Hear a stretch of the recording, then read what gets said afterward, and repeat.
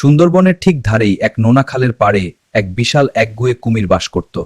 সে নিজেকে খালের জমিদার মনে করত আর ছোট ছোট মাছ বা কাঁকড়া দেখলেই অহেতুক ভয় দেখাতো। একদিন হয়েছে কি, এক চতুর লাল কাঁকড়া খালের পাড়ে বসে খুব আয়েশ করে একটা গর্ত খুঁড়ছিল। ওই রাগী কুমিরটা সেটা দেখা মাত্রই রাগে গড়গড় করে উঠল আর কাঁকড়াটাকে জ্যান্ত গিলে ফেলার হুমকি দিল। কুমিরটা মুখ বড় হা করে বলল, ওরে তুচ্ছ কাকড়া, কার হুকুমে তুই আমার খালের পাড়ে গর্ত খুঁড়ছিস এই রে? কাঁকড়াটা কিন্তু মোটেও ঘাবড়ালো না, বলল, রাজা, ও রাজামশাই, এই গর্তের ভেতরে তো দারুণ সব হীরা জহরত লুকানো আছে। হীরার কথা শুনেই তো লোভী কুমিরের জিভে জল চলে এলো।